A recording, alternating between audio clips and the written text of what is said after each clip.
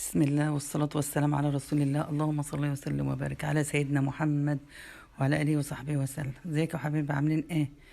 يوم جديد وفيديو ونشاط وحيوان النهارده يا حبيبتي، يا رب يعجبكم.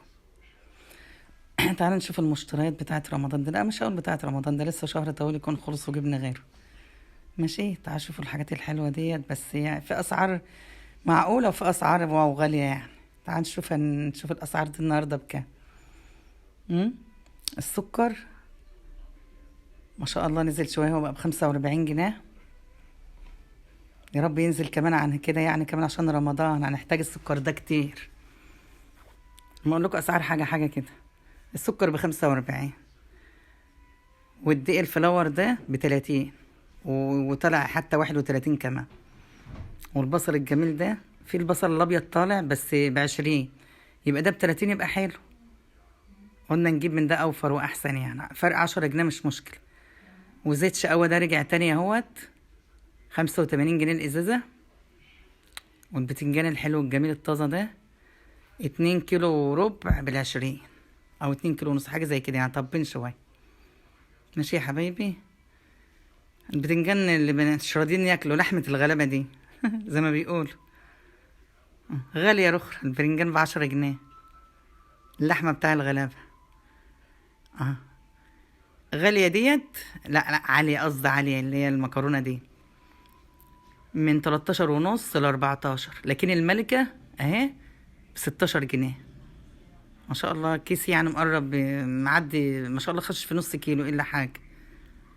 والفلاور ده ب30، لكن اللي تحت ده الصراحة الأمانة جاي لي في التموين، اللي هو الدقيق اللي هو السايب ده اهو حلو، يا ريتش بس. اللهم صل وسلم وبارك على سيدنا محمد وعلى آله وصحبه وسلم، صلى الله عليه وسلم. والفلفل الأخضر الجميل ده ب20، منه الحراق ومنه اللي هو الرومي بال20 برضه. ماشي يا حبايبي. والطماطم الجميلة دي 8 جنيه. يا ريت بس تفضل على كده، ما تغلاش وتشد تاني. ادعمونا يا حبايبي باللايكات، ما تنسوناش. وفعلوا سر الجرس يا حبايبي عشان كل جديد يوصل لكم. انا قلت لكم اوريكم المشتريات بتاعه الشهر شعبان ده، عم نقرب على رمضان بقى. بس للامانه انا مش هطلع فيرن دي، هسيبها. يبقى ده مش هطلعها، انا هسيبها في التلاجة لرمضان. ونيدو ده بحطه في المعجنات، بيبقى جميل قوي الصراحه يعني. ده معرفش سعر النودو ده كام. والبطاطس ب15، 2 كيلو ب30، بس بطاطس من نضيفة يعني الحلو. يا رب يهديهم ويرخصوا الحاجة. هنعمل ايه بقى؟ هنضطر ان احنا نجيبه غالي رخيص، هنضطر نجيب. واستفندي ب10 جنيه نضيف، فيه ب7 ونص، لكن ده ب10. ربنا يعين كل حي على حاله يا رب. والكرنب الجميل ده واحدة ب10 جنيه، 2 ب20.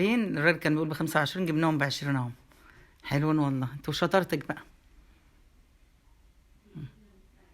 والقرنبيط برضو 2 ب25، بيقول الواحدة ب15، لا جبناهم 2 ب25. بس طازة وجميل ما شاء الله، هم صغيرين بس طازة وجميل. وشكارة الأرز شكارة الرز 750 بس. ادعمونا باللايكات يا حبايبي، عشان خاطر نشوف اللي احنا فيه ده. اقفوا معانا. وده زيت زيتون بقى سنة، ده بصراحة ده أحسن حاجة، اللي هي في العلبة الصفيح. برشح لكم لما تيجوا تجيبوا اللي في العلبة الصفيح دي، أأمن وأنضف زيت بصراحة. ما تدفعوش فلوسكم غير في العلبة الصفيح دي. تعالوا بقى نشوف النهاردة نعمل حاجة حلوة كده على المشي، كده حاجة خفيفة. هنعمل شعرية باللبن. ماشي. معانا كوباية شعرية اهيت، ومعانا هناخد معلقة سمنة بلدي ونطرة زيت صغيرة. ماشي. ومعانا كيس فانيليا ونص كوباية سكر. السكر ده حسب الرغبة يعني. قلنا نعمل حاجة حلوة كده. ماشي يا حبايبي. مش هنقدح السمنة قوي يعني، هندفها بس. وهنضيف كوباية الشعرية بس. الصراحة الشعرية دي مش عجبانة اصلا، حتى في طبيخ الرز بتغمق. هي دي اللي كانت عندي والله قبل ما اجيب، يعني ما فكتش الاكياس اللي انا جايبها دي، كانت مفتوحه عندي. بحس العجينه بتاعتها كده مغمقه، مش بيضه كده بتبان، لا حتى لما باجي اعملها الشعريه بالرز بالسمك بحس ان غامقه. هتلاقوها غامقه برضو دلوقتي في التحمير. بس انا بعد ما حطيتها بقى يعني ما افتكرتش فيكي كيس من اللي انا جايباه. بس يلا كله هيتاكل، ما يسيبش حاجه، ما هنرميش حاجه في الزمن ده. السكر نص كوبايه سكر هنحطها برضو مع الشعريه عشان تتكرمل معاها كده. هتغمق لونها برضو لان السكر غامق برضو شويه، بس ايه، وهتحس ايه اللون بتاعها مغمق، بس بيرجع يفتح تاني. وده اللبن يا حبايبي كنت بغليه اهو، لتر اللبن اهوت. بس الكوبايه مش هتاخد لتر اللبن، يعني كوبايه الشعريه. اللهم صل وسلم وبارك على سيدنا محمد وعلى اله وصحبه وسلم. ادعمونا باللايكات يا حبايبي، ابعتوا كومنت حلو منكم كده اهو. شوف الشعريه غامقه ازاي، والله انا ايدي فيها، بس هو حتى التليفون بيغمق لون الحاجه. حطيت السكر اهوت عشان بيتكرمل معاها، بس بيرجع يفتح تاني لما بحط عليها الميه تستوي الشعريه. اللهم صل وسلم وبارك على سيدنا محمد وعلى اله وصحبه وسلم. اهو هنحط كوبايه ونص عليها عشان خاطر تستوي. شوفي لما تشوفها تحسي ان غامقه جدا. اهو نص كوبايه كمان، وبرده ايه على طرف المعلقه كده ايه ملح. هنغطي عليها تستوي في كوبايه ونص ميه دول. مش هنحط اللبن الا لما الشعريه تستوي بالميه بتاعتها اهو. لما حسيت ان هي دخلت في السوي حطيت لها اللبن حسب الرغبه انت بقى. اللبن ممكن برضو بتحط معلقه نشا، بس انا بحبها، مش بحبها متكتله كده، لا. وتحط بتاع الفانيليا في الاخر خالص.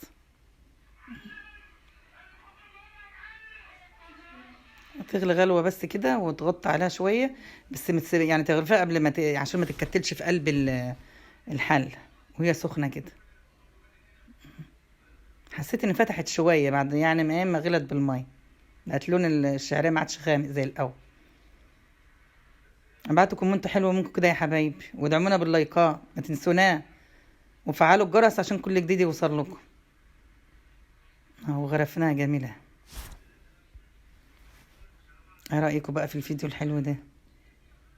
لا الاسعار معقوله، ما تخافوش، اسعار الحاجات المشتريات معقوله وهتنزل، بسمع الحاجه هتنزل يعني. هو الدقيق اللي غالي والرز والزيت، هما دول الحاجات الاساسيات غاليه، يعني يمكن ربنا يهديهم وينزلوا الاسعار بتاعت الحاجات دي. تفائلوا خير ان شاء الله. الشعريه جميله، جربوها. او عندكم ولاد صغيرين، والله الكبار بياكلوها ويحبوها اكتر من الاطفال كمان. عملتها واكلوها، جميله والله. يا رب الفيديو يعجبكم يا حبايبي، مع السلامه.